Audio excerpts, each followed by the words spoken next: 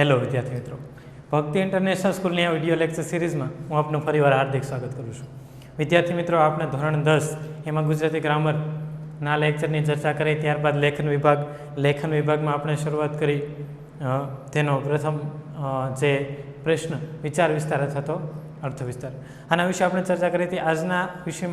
આજના ટોપિકમાં આપણે ચર્ચા કરશું વિદ્યાર્થી મિત્રો સરસ મજાનો એક નવો ટોપિક જે છે સંક્ષેપીકરણ. આ અગાઉ વિદ્યાર્થી મિત્રો આપણે અગાઉના જે ધોરણ છે ધોરણ 9 તેમાં પણ સંક્ષેપીકરણ વિશે પ્રશ્ન આવ્યો, આપણે તે વિશે શીખ્યા. જોઈએ સંક્ષેપીકરણ શું છે.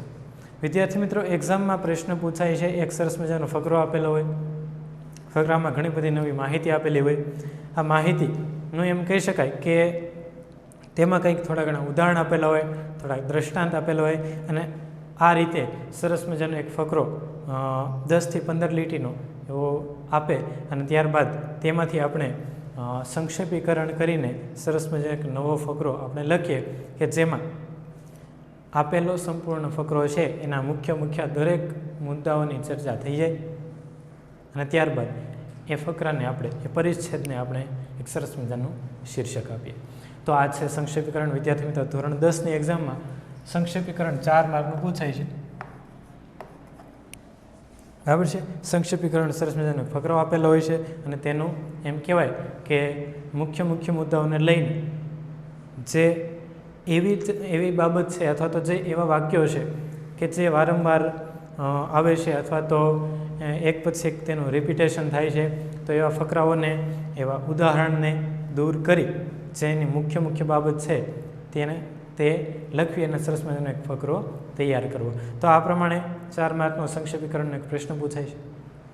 જોઈએ આપણે વ્યાખ્યાત દ્રષ્ટિએ આપણે ચર્ચા કરીએ તો સંક્ષેપીકરણ એટલે વિસ્તારથી કહેવાયેલી કોઈ વિગતને, કોઈ એવી વિગત, કોઈ બાબત જેને વિસ્તારથી એટલે કે લંબાણથી કહેવામાં આવેલી હોય છે અથવા તો લેખિત હોય છે, તો એ કહેવાયેલી એ વિગતને, એ વિગતના મર્મને સમજીને, એ જે વિગત છે, એ જે ફકરો આપેલો છે તેના મર્મને, તેને અર્થને સમજવું, એ મર્મને સમજીને તેમાં વધારાની લાગતી વિગતોને દૂર કરીને મર્મને હાનિ ન પહોંચે, એટલે તેનો મુખ્ય જે અર્થ છે તેને ક્યાંય નુકસાન ન થાય, એટલે કે તે અર્થ સંપૂર્ણ આવી જાય.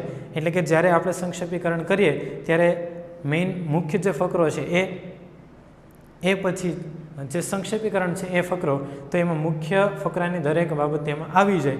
તો આમ એનો અર્થ, જે મુખ્ય અર્થ છે એને કે હાનિ એટલે કે નુકસાન ન પહોંચે, તે હાનિ ન પહોંચે એ રીતે ટૂંકમાં અને સચોટ રીતે મૂળ વાતને ફરીથી મૂકવી, તેને આપણે કહીએ સંક્ષેપીકરણ. સંક્ષેપીકરણ કોને કહેવાય? ફકરો આપેલો છે તેને 1 થી 2 વાર વાંચવો, 1 થી 2 વાર વાંચવો એટલે તેનો ધીરે ધીરે અર્થ સ્પષ્ટ થાય, એક પછી એક વાક્યનો અર્થ સ્પષ્ટ થાય કે શું કહેવા માગે છે. ઘણીવાર એવું પણ બને કે એવા જે વાક્યો હોય અથવા તો એવા જે ફકરા હોય તેમાં એક અને એકની વાત એમ કહેવાય કે રિપીટેશન થતું હોય, કે વારંવાર ઉપયોગમાં આવતું હોય, અમુક શબ્દો, અમુક ઉદાહરણો તેમાં ચર્ચામાં લેવાયેલા હોય. તો જ્યારે સંક્ષેપીકરણ કરો ત્યારે ફકરો 3 વાર વાંચો.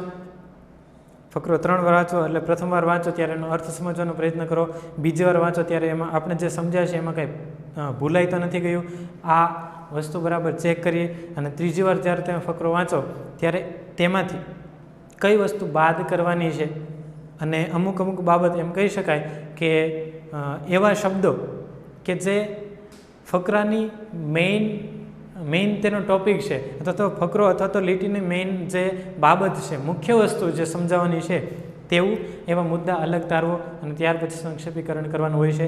સામાન્યતઃ એવું કહેવાય છે કે સંક્ષેપીકરણ એટલે મુખ્ય જે મૂળ જે ફકરો હોય છે, પરિચ્છેદ હોય છે, એનો 3જો ભાગ.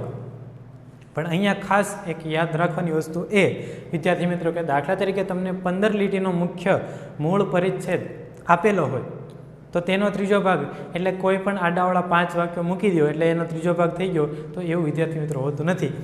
ફકરાને વ્યવસ્થિત વાંચો, તેનો સંપૂર્ણ અર્થ સમજો, તેમાં કઈ બાબત વિશે ચર્ચા કરેલી છે, આ ચર્ચા કરેલી બાબત વિશે તમે જાણો. ત્યારબાદ તેમાં જે દ્રષ્ટાંત, ઉદાહરણો છે તેને બાદ કરો. વધારાની લાગતી બાબતો, એવા વિશેષણો, ક્રિયા વિશેષણો કે જે મુખ્ય બાબત સમજાવવાની છે તેનાથી થોડી દૂર છે, તેના અર્થથી થોડી દૂર છે, એટલે કે થોડી વધારાની છે, તો એવી બધી બાબતો સાઇડલાઇન કરી દો, એને બાદ કરી દો અને બાકીની જે મેઇન વસ્તુ હતી એ આપણે 3 અથવા 4 લીટીમાં લખી શકીએ. ઓકે, તો જોઈએ આપણે સામાન્ય રીતે એવું કહેવાય છે કે સામાન્ય રીતે સંક્ષેપીકરણ એટલે મૂળ લખાણના પરિચ્છેદનો ત્રીજો ભાગ લખો. મૂળ જે 15 લીટી છે અથવા તો 18 કે 17 કોઈ પણ લીટી છે, બરાબર છે, આટલો ફકરો છે, તો એમાંથી એમ કહી શકાય કે ત્રીજો ભાગ લખવાનો છે, એટલે કે 3 અથવા 4 લીટીમાં આપણે એમ કહી શકાય કે એ ફકરો લખવાનો હોય છે, પરિચ્છેદ લખવાનો હોય છે, પરંતુ તેમાં મૂળ ફકરાની દરેક બાબતોની મુખ્ય બાબતોની ચર્ચા થઈ ગયેલી હોવી જોઈએ. ઓકે, ત્યાર પછી આપણે જોઈએ કે સંક્ષેપીકરણ એટલે ભાષાનો કરકસર ભર્યો ઉપયોગ. વિદ્યાર્થી મિત્રો, કોઈ પણ બાબત છે એ જે ઘટના બની છે એ ઘટના તમારે જ્યારે બીજાને કહેવાની છે અને બીજા જે સાંભળનાર છે તેના પાસે સમય ઓછો છે, તો મુખ્ય બાબત, મુખ્ય ઘટના છે એને તમે બીજા વ્યક્તિને શબ્દશઃ કહેશો, એટલે કે જે ઘટના બની હતી એક શબ્દ તમે કહેશો તો થોડું અયોગ્ય ગણાશે. તેની જગ્યાએ, તેના સ્થાને જે મુખ્ય ઘટના બની છે તે બીજા વ્યક્તિને ઘટનાની જે મુખ્ય બાબતો છે, જેને કહેવાય ન્યૂઝપેપરમાં કહીએ ને હેડલાઇન્સ, બરાબર, મુખ્ય જે બાબતો હોય છે, શીર્ષક હોય છે, તેની ચર્ચા આપણે કરીએ તો એ સમયનો પણ બચાવ થાય અને સંપૂર્ણ બાબત પણ સરળતાથી જાણી શકાય. તો આપણે સંક્ષેપીકરણનો એક ભાગ જ છે, બરાબર. જોઈએ છે આપણે કે સંક્ષેપીકરણ કરવા માટે 2 તબક્કામાંથી પસાર થવું પડે, એટલે કે 2 બાબતમાં ધ્યાન રાખવું પડે. કઈ બાબત છે? મૂળ લખાણનું યોગ્ય અર્થગ્રહણ કરવું. સૌપ્રથમ બાબત તો છે કે પહેલો ફકરો તમે વાંચો છો જેનો સંક્ષેપીકરણ કરવાનું છે તેને વ્યવસ્થિત વાંચન કરવું. વ્યવસ્થિત વાંચન કરો એટલે તેનો અર્થગ્રહણ થાય. અર્થગ્રહણ એટલે સંપૂર્ણ આખા ફકરો છે એ સંપૂર્ણ ફકરામાં શું કહેવા માગે છે, કઈ બાબત વિશે ચર્ચા છે, આ દરેક બાબત આપણને ખ્યાલ આવે અને આ ખ્યાલ આવે ત્યાર પછી તેનું સંક્ષેપીકરણ થઈ શકે. ત્યાર પછી બીજું તેનું ચરણ છે અર્થગ્રહણ થયા પછી વધારાની વિગતો દૂર કરવાની છે. વધારાની વિગતો છે જે મુખ્ય ફકરો હશે જેનું સંક્ષેપીકરણ કરવાનું છે તેમાં વધારાના ઉદાહરણ હશે, વધારાના દ્રષ્ટાંત હશે, વધારાના વિશેષણો, ક્રિયા વિશેષણો, વધારાના વાક્ય હશે, એક વાક્યનું થોડાક નવા શબ્દ સાથે રિપીટેશન થતું હશે, તો આ બધી વધારાની બાબત છે જેને બાદ કરી દો એટલે પછી 4 લીટી વધે. અથવા તો એમ કહી શકાય કે જ્યારે સંક્ષેપીકરણ કરતા હોય ત્યારે એક વસ્તુ ખાસ યાદ રાખવી કે સંક્ષેપીકરણમાં જે શબ્દો છે એ શબ્દશઃ વર્ણન નથી કરવાનું, તેમાં આપણે મૌલિકતા વાપરવાની છે અને આપણે જાતે નવા શબ્દો એડ કરવાના છે, પણ અર્થ તેવો સમજાવવો જોઈએ. તેમાં છે એ જ શબ્દોનો ઉપયોગ ના કરો અને નવા આપણા શબ્દોનો ઉપયોગ કરો તો પણ ચાલે. મુખ્ય હેતુ શું છે? ટૂંકમાં તેનો અર્થ સમજાવવો જોઈએ. મૂળ લખાણનું યોગ્ય અર્થગ્રહણ કરવું. અર્થગ્રહણ થયા પછી, સમજી ગયા પછી વધારાની વિગતોનો આપણને ખ્યાલ આવે કે આ વધારાની વિગતો છે એ દૂર કરી મર્મને, એટલે કે મુખ્ય વસ્તુ છે, આખા ફકરાની મેઇન જે વસ્તુ છે, મુખ્ય જે બાબતો છે એ મર્મને ઓછા અને સચોટ શબ્દ દ્વારા પુનર્લેખન કરવું. ફકરો વાંચો, સમજો, અર્થગ્રહણ કરો, ત્યારબાદનું સ્ટેપ છે વધારાની વિગત છે બાદ કરવાની છે, વધારાની વિગત છે સાઇડલાઇન કરી દો, મુખ્ય વસ્તુ લ્યો, બરાબર છે. એનો મુખ્ય વસ્તુ એટલે કે એમ કહી શકાય કે મુખ્ય જે અર્થ છે, મર્મ છે તેને લખવાનો છે, પણ એકદમ ટૂંકમાં સચોટ રીતે. શબ્દ શું વાપર્યો છે? પુનર્લેખન કરવું, એટલે કે ફરીવાર લખવાનું છે. ઓકે, તો આવી રીતે કંઈક આપણે સંક્ષેપીકરણ કરી શકીએ. કઈ રીતે કરી શકીએ? પહેલાં વાંચવાનું છે, અર્થગ્રહણ કરો, ત્યાર પછી વધારાની વિગત બાદ કરો અને પછી સચોટ ટૂંકમાં લખવાનું છે. 15 લીટીને આપણે 4 થી 5 લીટીમાં લખવાનું હોય છે, 4 લીટીમાં આપણે લખવાનું હોય છે. આ થાય સંક્ષેપીકરણ. એકને એક વાતનું પુનરાવર્તન ત્યાં થવું જોઈએ નહીં. ત્યાર પછી શું કહે છે કે યોગ્ય રીતે સંક્ષેપીકરણ કરવા માટે ફકરાનું 3 વાર વાંચન કરવું. 3 વાર શા માટે? 3 વાર વાંચન કરો એટલે પહેલી વાર જ્યારે વાંચન કરો ત્યારે ફકરાનો અર્થ સમજાય, બીજી વાર વાંચન કરો ત્યારે એમાં કંઈક ભૂલાઈ ગયું હોય, ચૂકાઈ ગયું હોય ભૂલથી, તો આપણને ખ્યાલ આવી જાય કે અમુક વાક્યો છે, બરાબર છે, તો એ મહત્ત્વના છે તો એ લેવાના છે. ત્યાર પછી ત્રીજી વાર વાંચન કરો ત્યારે અમુક બાબતો જે દ્રષ્ટાંત છે, ઉદાહરણ વધારાના છે, વારંવાર રિપીટેશન થતા જે વાક્યો શબ્દો છે તેને આપણે સાઇડલાઇન કરી દેવાના છે. તો આવી રીતે 3 વાર વાંચન કરો સરસ મજાનું અર્થગ્રહણ થઈ જાય ત્યારબાદ તમે એ નવા શબ્દો એડ કરીને આપણે લખી શકીએ. ઓકે, તો ત્યારબાદ આપણે જોઈએ કે જે ફકરો છે તેનું સંક્ષેપીકરણ આપણે કઈ રીતે કરી શકીએ. ફકરાનું સંક્ષેપીકરણ કરવા માટે થોડા ઘણા મુદ્દાઓ છે, તો એ આપણે ધ્યાનમાં રાખીએ તો સંક્ષેપીકરણ એકદમ સરળ થઈ જતું હોય છે. ઓકે, જોઈએ તો શું કહે છે, ફકરામાં કઈ વિગતો દ્રષ્ટાંત રૂપ છે તે સમજો. તે સંક્ષેપ કરતી વખતે ટાળવાની થશે. એટલે કે જ્યારે ફકરો વાંચો છો ત્યારે તેમાં અમુક વિગતો છે દ્રષ્ટાંત રૂપ હશે, ઉદાહરણ આપેલું હશે, તો એવા ઉદાહરણો છે, એવા દ્રષ્ટાંત છે એ અલગ તારવવાના છે અને તેને જ્યારે સંક્ષેપ કરીએ છીએ ત્યારે એને ટાળવાનું છે, એટલે કે તેને લખવાનું નથી. જો બધા ઉદાહરણ પહેલાંમાંથી બેઠા આમાં લખશું તો 5 લીટીની જગ્યાએ 15 લીટી એની એ થશે, બરાબર છે. અને સંક્ષેપીકરણમાં જેમ ટૂંકમાં સંક્ષિપ્તમાં લખો અને પહેલાં જેવો સંપૂર્ણ અર્થ મળી જાય તો એના સરસ મજાના માર્ક્સ મળી જાય. જો એમાં લંબાણપૂર્વક લખે તો માર્ક્સમાં ઘટાડો આવતો હોય છે, એ વસ્તુ યાદ રાખવી. તે જ રીતે પુનરાવર્તન પામતી વિગતો પણ ટાળવાની થશે, તે પણ અલગ તારવો. અમુક ફકરામાં અમુક એવી બાબત હશે કે જે વારંવાર રિપીટ થતી હશે, તો એવા વાક્યો સમજીને એ અલગ તારવાના છે, કારણ કે સંક્ષેપીકરણમાં એ પણ લખવાનું નથી. ત્યાર પછી મર્મને સીધી ન સ્પર્શતી હોય તેવી વિશેષણ, ક્રિયા વિશેષણ ને ગૌણ વાક્ય વગેરે જેવી ભાષા સામગ્રી. વિશેષણ, ક્રિયા વિશેષણ, બાકીના જે ગૌણ સામાન્ય વાક્યો હોય છે વધારાના, કે જે મુખ્ય જે અર્થ સમજાવે છે તેનાથી થોડાક અલગ છે, એટલે માત્ર ઉદાહરણ આપેલા છે અથવા તો આપણે વાંચીએ તો જ આપણે સ્પષ્ટ થઈ જાય કે આ વાક્યો વધારાના છે. અથવા તો એવા કોઈ વિશેષણ હોય, ક્રિયા વિશેષણ હોય કે જે મુખ્ય બાબતને લગતું નથી, તો એ બધી સામગ્રી અલગ તારવાની, એટલે કે ભાષા સામગ્રી તેમાં ઉપયોગમાં લેવાની નથી. શેમાં? સંક્ષેપીકરણનો નવો મુદ્દો લખીએ, નવો પરિચ્છેદ લખીએ તેમાં. ત્યારબાદ મૂળ ફકરાના વાક્યોને યથાતથ લેવા નહીં. ખાસ યાદ રાખો વિદ્યાર્થી મિત્રો કે જે ફકરો છે 15 લીટીનો તેમાંથી આપણે સંક્ષેપીકરણ કરવાનું છે, પરંતુ તેમાં આ બધી બાબતો વધારાનું પુનરાવર્તન, ક્રિયા વિશેષણો, વિશેષણો, બીજા ગૌણ વાક્યો આ બધા અલગ તારવશું. પછી જે વાક્યો વધે તેને બેઠા એટલે કે યથાતથ લેવાના નથી. એ વાક્યમાં આપણે રીતે સુધારો કરવાનો છે. જરૂર પડે તો 2 વાક્ય છે ને 1 વાક્ય બનાવવાનું છે. કોઈ જગ્યાએ તમે રૂઢિપ્રયોગનો કહેવતોનો ઉપયોગ કરી શકો, કોઈ જગ્યાએ તમે શબ્દ સમૂહનો ઉપયોગ કરી શકો. આપણે જે સંધિ શીખ્યા છે, સમાસ શીખ્યા છે, એ બધું શું છે? 2 વાક્યોના ટૂંકા રૂપ છે. 2 શબ્દોને જોડો એટલે સંધિ થાય, 2 શબ્દોને જોડો એટલે સમાસ થાય. ઘણા બધા શબ્દોને કહેવા માટેનો 1 શબ્દ એટલે શબ્દ સમૂહ માટે 1 શબ્દ, બરાબર છે. દાખલા તરીકે ફકરામાં આવે કે વર્ણન ન કરી શકાય તેવું, આવું જો ફકરામાં ક્યાંય હોય તો આપણે શું લખી શકીએ? અવર્ણનીય. એટલે એ આખું આપણે લખવું પડ્યું નહીં, આપણે 1 શબ્દમાં આખું વાક્ય દર્શાવી દીધું. તો આવું શબ્દ સમૂહ તેમાં આપણે ઉમેરી શકીએ, જેથી શું થાય? લંબાણપૂર્વક જે લખવાનું છે એકદમ ટૂંકું થઈ જાય. તો આપણે જોઈશું મૂળ ફકરાના વાક્યોને યથાતથ લેવાના નથી, તેમાં બદલાવ કરવાનો છે અને આપણી ભાષા, આપણી મૌલિકતાનો ઉપયોગ કરવાનો છે. ત્યારબાદ જોઈએ વાક્યને ટૂંકા અને સ્પષ્ટ બનાવવા અને તમે શીખેલ સંધિ, સમાસ અને શબ્દ સમૂહ માટે 1 શબ્દનો ઉપયોગ કરો. વાક્યને ટૂંકા અને સચોટ બનાવવા માટે સંધિ, સમાસ અને શબ્દ સમૂહ માટે 1 શબ્દનો ઉપયોગ કરવાનો થશે, જેથી કરીને વાક્યો એકદમ ટૂંકા થઈ જાય.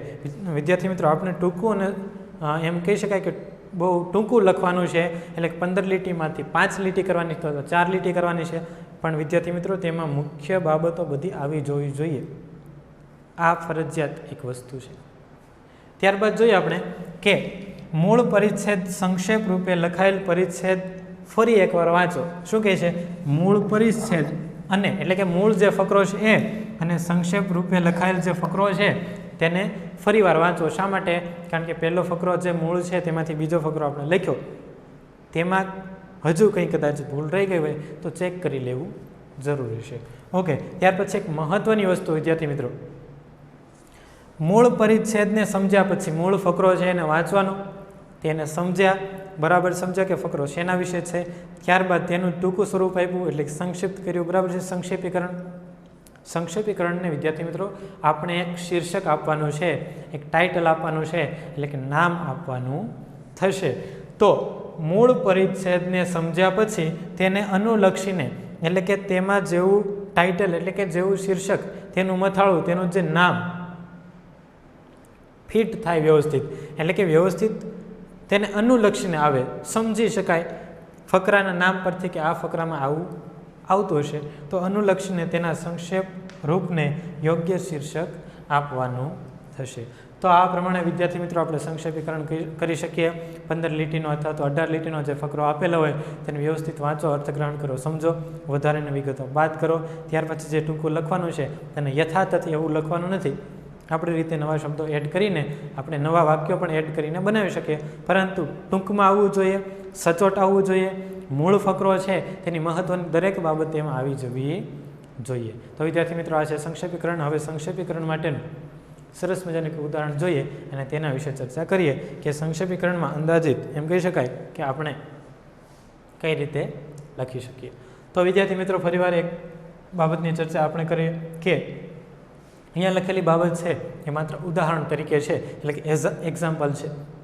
નિબંધ, સંક્ષેપીકરણ, વિચાર વિસ્તાર, અહેવાલ લેખન, આ જેટલા વ્યક્તિને એક ટોપિક ઉપર ઘણા બધા વ્યક્તિઓને લખવાનું કહો તો એ દરેક અલગ અલગ લખશે, કારણ કે બધાની બુદ્ધિ પ્રતિભા અલગ અલગ છે, બધાની પાસે શબ્દ ભંડોળ અલગ છે, તો એ નવું નવું એમાં લખવાના છે. બરાબર છે. અહીંયા આપેલું છે માત્ર ઉદાહરણ છે, પરંતુ ઉદાહરણ ઉપરથી આપણે સમજી શકીએ કે આપણે કઈ રીતે લખવું જોઈએ. ઓકે, જોઈએ તો સરસ મજાનો એક ફકરો છે વિદ્યાર્થી મિત્રો. પહેલાં આપણે ફકરાનું વાંચન કરીએ, ત્યારબાદ તેનું સંક્ષેપીકરણ છે તે લખેલું છે તેના વિશે ચર્ચા કરીએ. તો જોઈએ આપણે. તો અહીંયા કાકા સાહેબ કાલેલકર તેમના દ્વારા નદીને લગતો એક સરસ મજાનો પેરેગ્રાફ ફકરો છે. આપણે જોઈએ કે નદી એટલે કે જે એના વિશે ચર્ચા કરેલી છે, તો એમાં કઈ કઈ બાબતો છે આપણે જોઈએ કે નદીને કોઈ ઉપમા છાજે તો તે માતાની જ છે. નદીને માતાની ઉપમા આપવામાં આવી છે. નદીનું ઉપનામ માતા. બરાબર છે. શા માટે? નદીને કાંઠે રહીએ એટલે દુકાળની બીક તો રહે જ નહીં. નદીને કાંઠે હોય એટલે દુકાળની બીક નહીં, કારણ કે નદી જ નજીક છે. ત્યારબાદ મેઘરાજા દગોતે, જો ખેતી કરતા હોય ને મેઘરાજા ઘણીવાર દગોતે એટલે કે દુષ્કાળ આવે, વરસાદ ના પડે, તો ત્યારે નદી માતા જ આપણો પાક પકવે છે. નદી નજીક હોય એટલે તેમાંથી જ વ્યવસ્થા થઈ જાય છે, તો ત્યાં પણ નદી ફાયદાકારક છે. નદીનો કાંઠો એટલે શુદ્ધ અને શીતલ હવા. નદીના કાંઠે કોઈ બેસે તો એનું આરોગ્ય સચવાય. જે નદી કિનારે રહે તેનું આરોગ્ય સારું રહે. શુદ્ધ અને શીતલ હવા કુદરતી બાબત છે. ત્યાર પછી નદીને કાંઠે ફરવા જઈએ એટલે કુદરતના માતૃવાત્સલ્યના અખંડ પ્રવાહનું દર્શન થાય. તેનો સરસ મજાનો પ્રવાહ અને તેનો આનંદ માણી શકીએ. નદી મોટી હોય અને તેનો પ્રવાહ ધીર ગંભીર હોય. નદી ખૂબ મોટી હોય અને તેનો પ્રવાહ ગંભીર હોય, એટલે કે એકદમ સરળતાથી એકદમ ધીરે જો એ વહેતી હોય, ત્યારે તો કાંઠા ઉપર રહેનારા લોકોની જાહો જલાલી એ નદીને જ આભારી હોય. એવી મોટી નદી કે જે એકદમ શાંત રહીને વહે છે, તો એ કિનારે જેટલા પણ લોકો વસે છે, જે પણ સમાજ વસે છે, તેના એમ કહી શકાય કે જીવન નિર્વાહ ખૂબ સારી રીતે થાય છે. અને એટલા માટે જ કે તેની જે જાહો જલાલી છે એ નદીને જ આભારી હોય છે.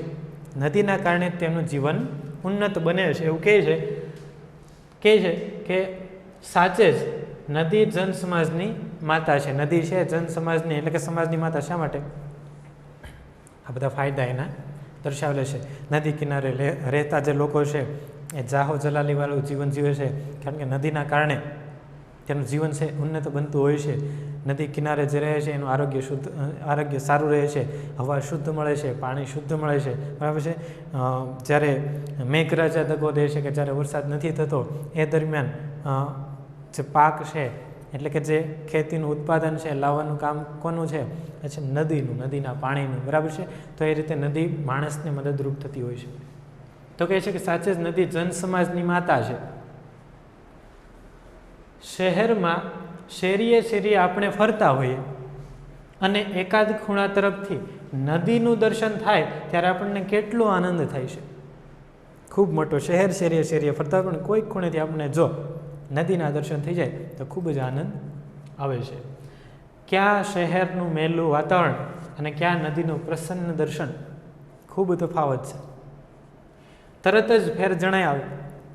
નદી ઈશ્વરની નથી, પણ ઈશ્વરનું સ્મરણ કરાવનાર એક દેવતા છે, એટલે કે દેવતા સમાન છે.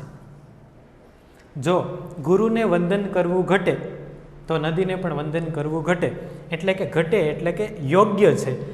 જો ગુરુને વંદન કરવું ઘટે એટલે કે જો ગુરુને વંદન કરવું જોઈએ એ યોગ્ય હોય તો નદીને પણ વંદન કરવું ઘટે, એટલે કે તો નદીને પણ વંદન કરવું જોઈએ એ પણ યોગ્ય છે. ઘટે એટલે યોગ્ય, બરાબર. ઘટતું કરવા માટે પ્રયત્ન કરશો જી, બરાબર. એટલે કે આમાં કંઈક યોગ્ય પગલાં લેજો, એટલે ઘટે એનો અર્થ એમ કે એ યોગ્ય છે એમ, એવી રીતે વાક્ય રચના છે. તો લખેલું છે કાકા સાહેબ કાલેલ કરે. જોઈએ આપણે કે સરસ મજાનો ફકરો છે. ફકરામાં શેની વાત કરી? નદીની, બરાબર છે. નદી કિનારે લોકો જે રહેતા હોય તેનું આરોગ્ય સારું રહે, તેનું જીવનમાં જાહો જલાલી એટલે કે જીવન નિર્વાહ સારું થતો હોય. માણસને નદી ગમે છે. જો નદી ધીર ગંભીર એટલે કે શાંતિથી ચાલી જતી હોય, બરાબર છે, તો તેનો માણસને ખૂબ ફાયદો થાય કે જે એના કિનારે રહે છે એ. તો આ બધા ફાયદાને જોતા ફકરામાં એવું કહે છે કે નદી છે એ લોકોની માતા છે, એટલે લોક માતા છે, બરાબર છે. કારણ કે તેનાથી લોકોને ફાયદો થાય છે. નાના એવા બાળકને સૌથી મદદરૂપ કોઈ વ્યક્તિ હોય તો તેની માતા છે.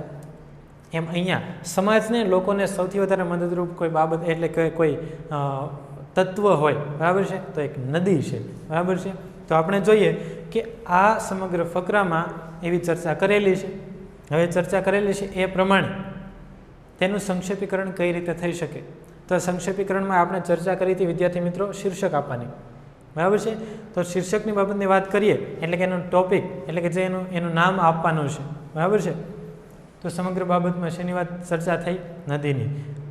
નદીના ફાયદા દર્શાવેલા છે અને તે ઉપરથી કીધું છે કે નદી છે એ સમાજની માતા સમાન છે, બરાબર છે. જો ગુરુને વંદન કરવું ઘટે એટલે ગુરુને વંદન કરો તો નદીને પણ વંદન કરવું પડે. તો નદી છે લોકોની માતા છે. તો શીર્ષક આપણે આપી શકીએ કે નદી એ લોક માતા, બરાબર છે, અથવા તો માત્ર આપણે લોક માતા આટલું પણ શીર્ષક આપી શકીએ. પરંતુ નદી એ લોક માતા એ વધારે બંધ બેસતું છે. એ સિવાય વિદ્યાર્થી મિત્રો એને લગતા ઘણા બધા શીર્ષક આપણે આપી શકીએ, બરાબર છે. જે પ્રમાણે માણસ વિચારે અને આને અનુલક્ષીને કોઈ પણ શીર્ષક આપી શકે કે જે આનામાં બંધ બેસતું હોય, આ ફકરા પ્રમાણે હોય. હવે જોઈએ સંક્ષેપીકરણ. અહીં આપણે જોઈએ તો ઘણી બધી લીટી છે, એમાંથી આપણે ત્રીજા ભાગને સંક્ષેપ કરવાનો હોય છે.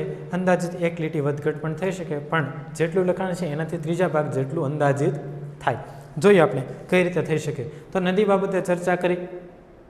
જોઈએ આપણે નદી એ જન સમાજની માતા છે. શા માટે આવું લખ્યું? કારણ કે ઉપર ચર્ચા થઈ છે નદીના જે ફાયદા છે. ફાયદા કોને છે? લોકોને, સમાજને, જન સમાજને. તો એના ફાયદા થાય છે એના ઉપર એમ કહેવાય કે વરદાન સ્વરૂપ છે. તો નદી એ જન સમાજની માતા છે. નદીનું માતૃવાત્સલ્ય અપાર છે. જેમ માતા એક બાળકનું ખૂબ ધ્યાન રાખે છે, તેની સાળ સંભાળ રાખે છે અને તેને દરેક પરિસ્થિતિ મદદરૂપ થાય છે, તેવી જ રીતે નદી એ સમાજને, લોકોને દરેક પરિસ્થિતિમાં મદદરૂપ થાય છે. તો નદી માતૃવાત્સલ્ય, એનું માતૃવાત્સલ્ય છે અપાર છે. નદી આપણને અન્ન પકવી આપનાર અન્નપૂર્ણા છે. અગાઉ આપણે આગળ ચર્ચા કરી કે જ્યારે દુષ્કાળ આવે ત્યારે દુષ્કાળની બીક રહેતી નથી. શા માટે? કારણ કે નદીની નજીક છે. નદીની નજીક છે તો પાણી નજીક છે, બરાબર છે. પછી જ્યારે દુષ્કાળ આવે, અહીંયા એમ કહે છે કે અહીંયા લખેલું છે કે મેઘરાજા દગો દે ત્યારે એમ કહી શકાય કે આપણો પાક છે એ નદી એટલે કે નદીનું પાણીનું એનું સિંચન કરીએ તો એ દ્વારા મદદરૂપ થાય. તો નદી છે આપણને અન્ન પકવી આપનાર અન્નપૂર્ણા છે. કારણ કે દુષ્કાળમાં માણસ જે પરિસ્થિતિમાં પસાર થાય અને જો તેને નદી મળી રહે, નદીનું પાણી મળી રહે તો તેને ખૂબ ફાયદો થાય.